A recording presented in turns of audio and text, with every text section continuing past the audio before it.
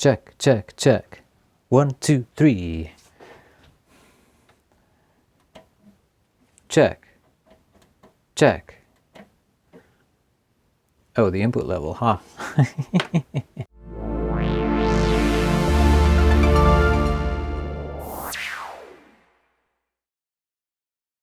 Welcome to today's show. We're looking at the Yamaha Rev-7. It's a digital reverb. Normally I go into these things blind and they're untested units and we find out together whether they work or not, but I wanted to at least have something for this, so I even went as far as printing a few pages from the manual just to get us going, because it was a little bit unfathomable before I printed that out. Helping us out today is the Korg Monotribe. This is an analog synthesizer with a ribbon controller and a simple sequencer. I thought it'd be cool to run this through the reverb so that we get an idea of how it affects the sound, and maybe a bit later we'll run something like the elephant face through this, we'll see. But first let's turn everything on, so start with the reverb I think. The power supplies are apparently one of the first things to go in these, as well as it has an internal battery like most of these things we've been looking at. We've got mono and stereo. I'm using it in stereo tonight. We have the level input, which I set earlier, and the EQ here, which you can turn on and off. We'll leave it off for now. And then the mix between the direct signal and the reverb. And then all these buttons are to do with the presets themselves and changing parameters, etc. So yeah, let's turn on the Monotribe next. Goes through a little boot sequence. Okay, so I've got this in bypass mode, which means you're just going to be hearing the sound from this and no reverb whatsoever, I hope. So yeah, this is what the Monotribe sounds like.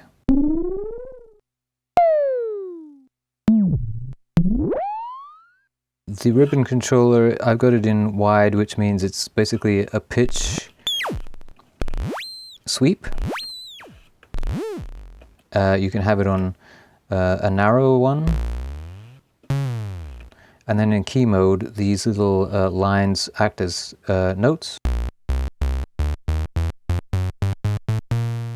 So let's dial in a sound that we like.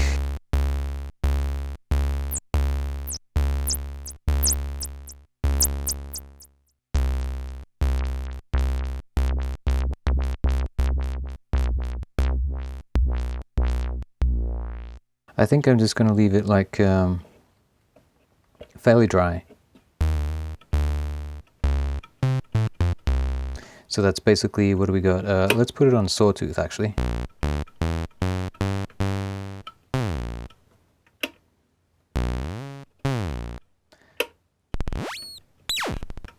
Alright, switch off the bypass. Okay, so apparently to get our presets we press one of these buttons here, and it shows you on the readout what we've got. So let's go like right to the beginning, shall we? Large hall. Alright, and now we have to we'll turn up the mix to about middle.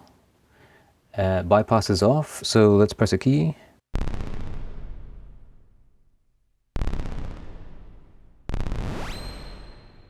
Huh.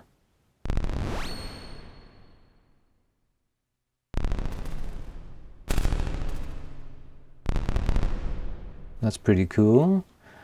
Let's try another one. The plus minus buttons, we'll scroll through them.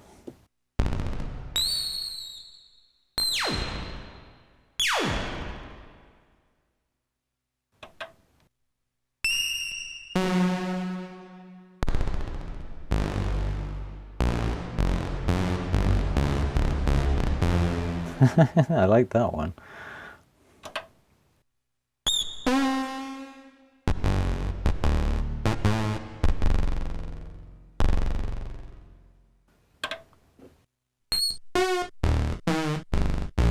That one's fairly subtle, but if you listen, I'll put it in bypass.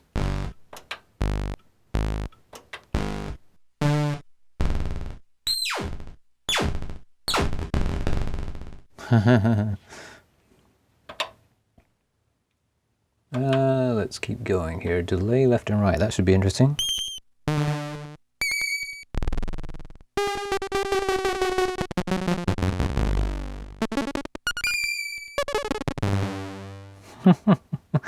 This might be a cool time to introduce the sequencer.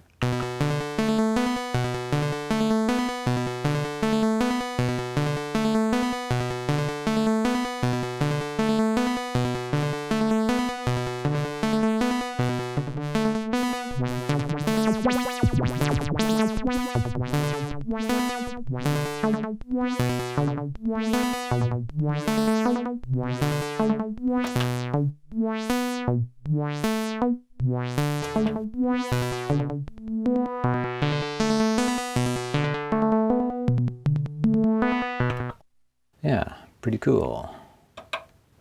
Stereo echo, that should be kind of similar, I would think.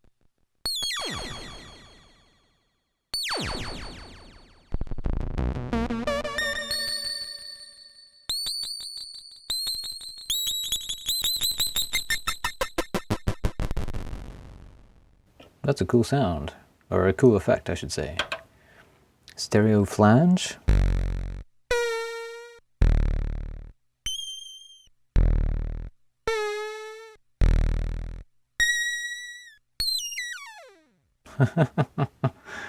Right on. Tremolo.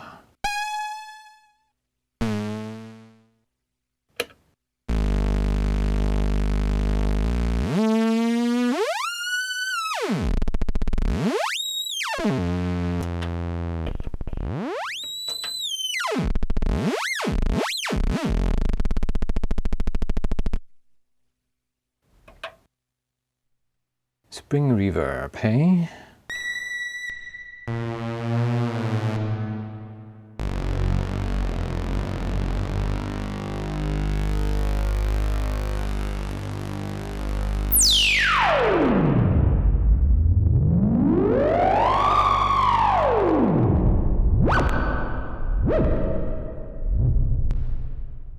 That does sound very much like a spring reverb. They've done a good job with that.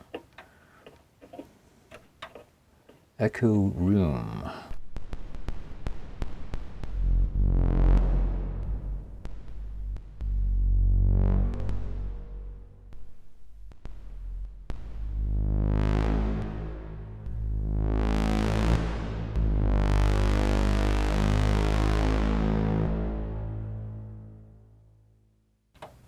Yes, okay, so it's set to 3.2 seconds. Let's change it to 10, which is the maximum. All right, let's hear it again.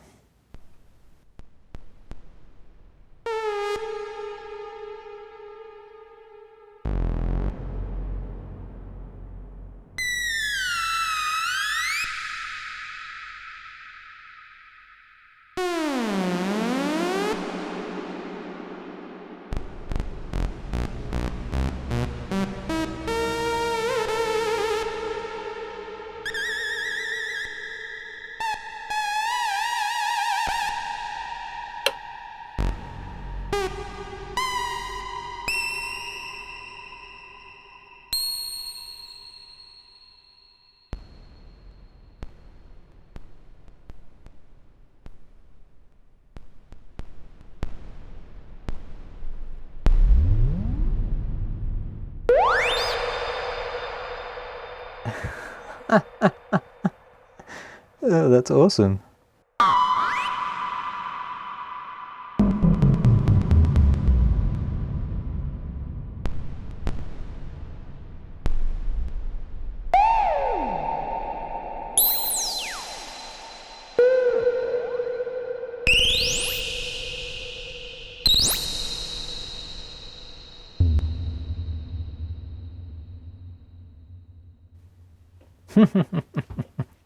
That's awesome. Okay, let's try some more, shall we?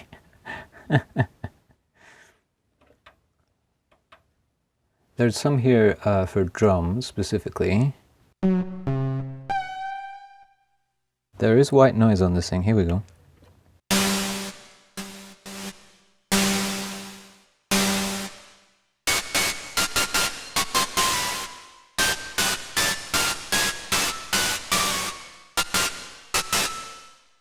In fact, let's turn on the, this has a rhythm machine in it too, so let's turn that on.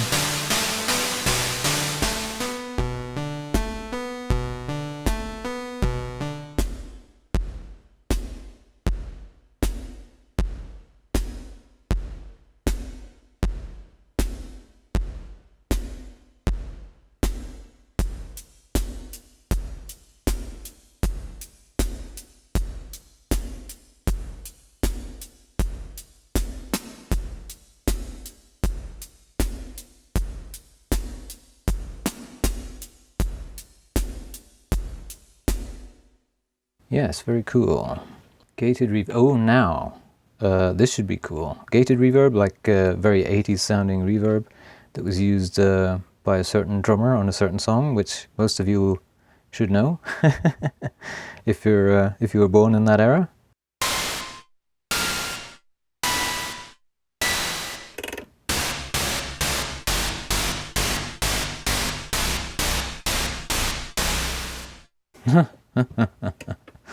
Cool. All right. Reverse gate.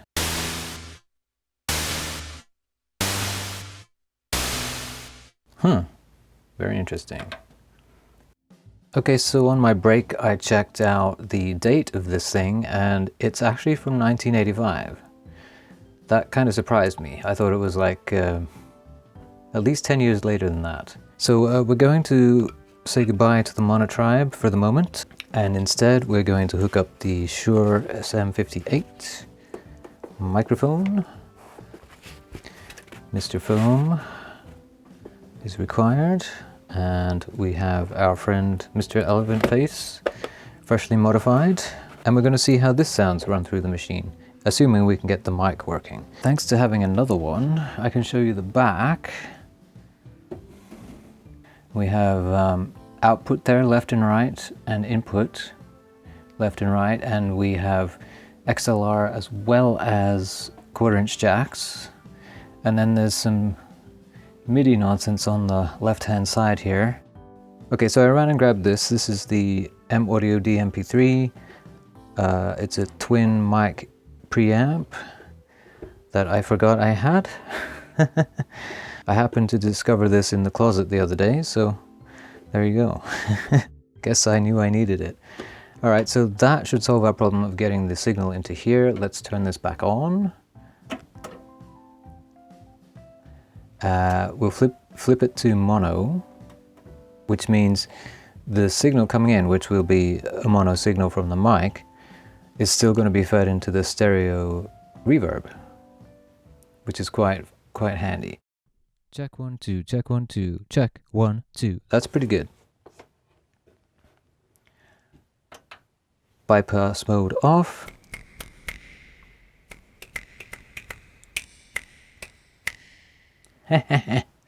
Okay, let's see what we got here. Mr. Elephant Face.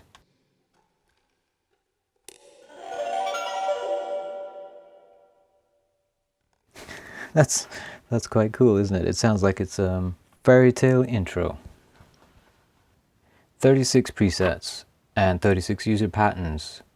I just want to start with the first preset, and we'll turn up the reverb time. This is large hall with we want 10 seconds. That should be pretty epic. Okay, let's see what we got here.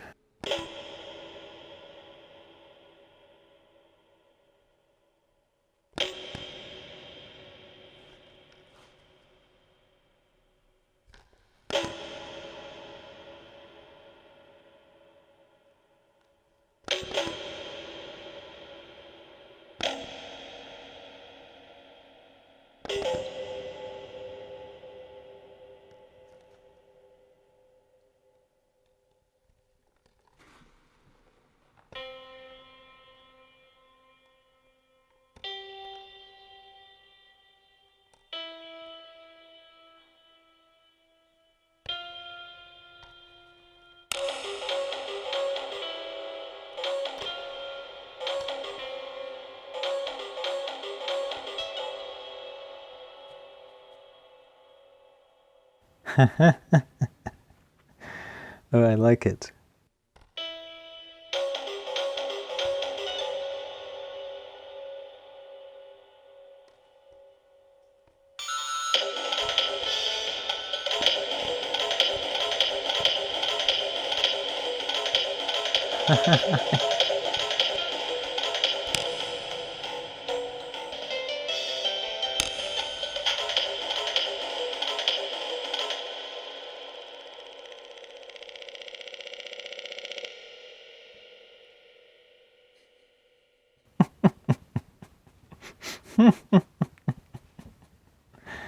Well, as you can hear, it's quite impressive. Let's try a few more delay left and right. Let's hear it.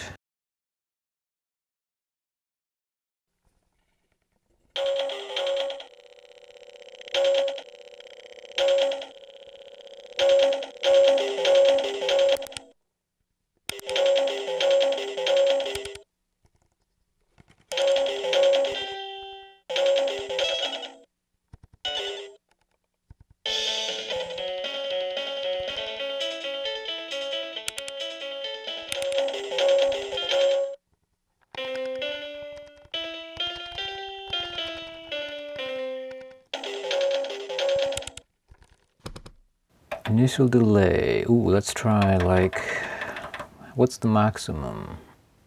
Oh, wow, okay, let's try like, I think it's 90, 100, let's try that. 90?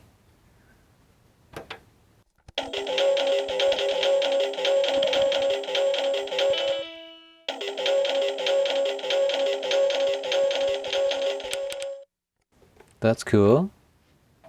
Spring reverb, okay, and reverb time, 10 seconds.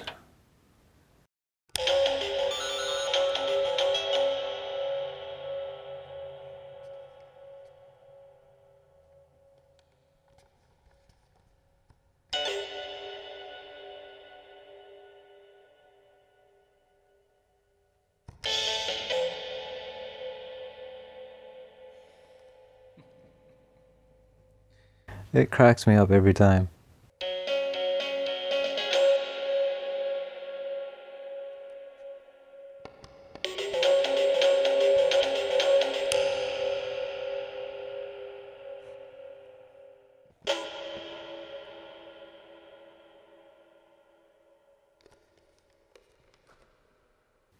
Such fun to be had. Now I want to try and store that just to see if the battery's working. Let's put it in bypass because I can hear the reverb in my headphones. So let's try this. Memory. Alright, let's try 31. It's flashing, that's a good sign. Store. Okay, so that should be our edited patch with the 10-second delay, spring reverb. Okay, so I turned this off and I want to check now that the patch I stored is still in there. Memory, the number, recall, and it's having trouble. So I'm going to say the battery is hooped, which means I'm going to have to replace it. So that's a job for another day. I've been told it's a CR2032 in here and it's soldered to the board. So what I generally do is put a battery holder. It'd be interesting to see if it's the original battery in there. 40 years is a long time to have a 5-year rated battery sitting in something, so I'll investigate that at my earliest convenience. So I'm pretty sure we're done with this today. We had to listen to some of the effects in here. We can see that the parameters and buttons still do what they're supposed to. But yeah, what a really cool unit from 1985. So thanks again for watching and see you all next time.